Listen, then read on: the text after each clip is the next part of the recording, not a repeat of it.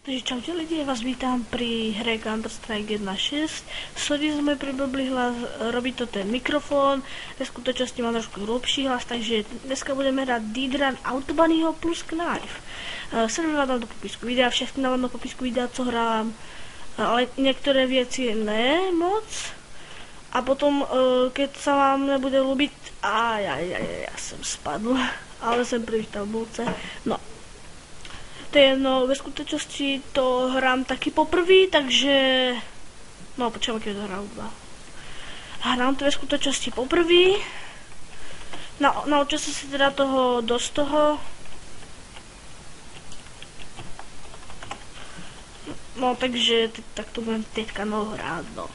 Nevím, koľko to bude točiť, ale mohli by ste mi prosím vás do komentu poradiť, jak sa jmenuje ten program, aby to zmenšilo ty gigabajty, ako prostě, aby se to tam tak dlhšie nedávalo na ten YouTube. Kdo by mi to poradil, tak by byl moc ochotný, tak mu udělám trošku reklamu na YouTube, teda na YouTube, na Facebooku mám tam toho dosť, na Facebooku dosť kontaktov a niektorí mě lajkujou, takže já bych tam jedného dal, čo mi ako prvý poradí.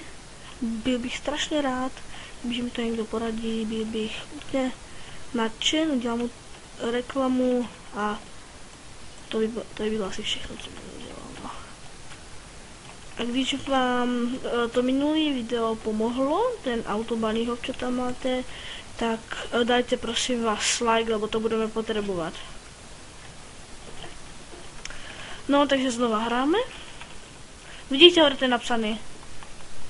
Já to pak je zviditelný, možná tam bude zle vidět. Som zistil, že budete muset ísť nebude tento diel nič extra, takže sa pak... Teď sa pak nečudujte, že to je také debilné. Tento diel nebude nič extra, tak... Ja vím, že budou sami dislajky, ale co ja môžu za to? Že mám taký debilný hlas? Nikdo za to nemůže, že mám takový implikát. Než je dětský hlas, prostě, já mám hrubý hlas, lenže to robí ten zasraný mikrofon.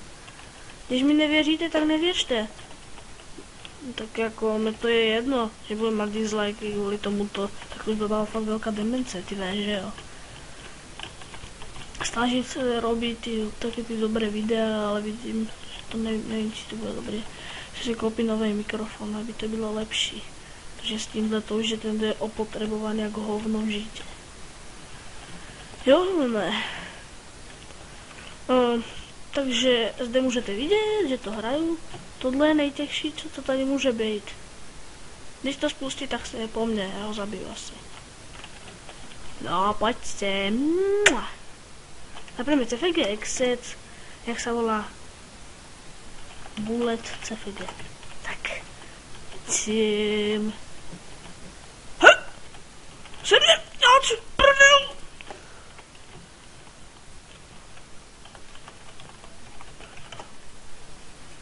Tak jako když mi...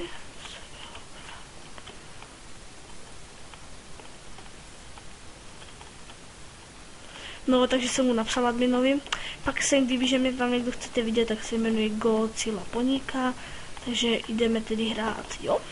Si pustím, jak hovorí Nejfake, do análu této hry.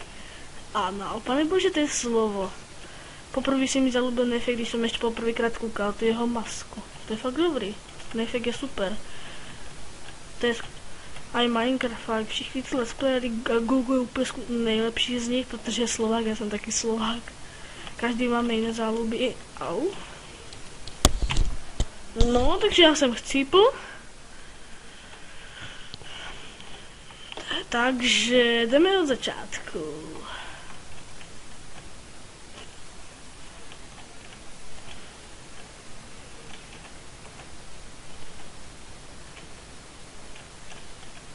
Vidíte, že Bunny hopovat úplně lehké, někteří to pomlouvají, že to je úplně těžký, fuj, Bunny hop je nechutný. Někdy například můj kamarád, nechci ho jmenovat, ale je to můj kamarád, je Vaša Bunny hop.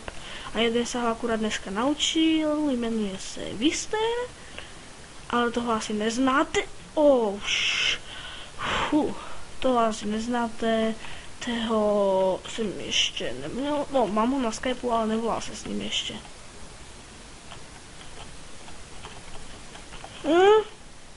Já jsem nebyl, já jsem zapal CFG a to s ním moc neumím. Ježiši. No nevím, kolik natačím, ale tento děl asi už ukončíme. Není to z ní zábavný, já vím, ale musím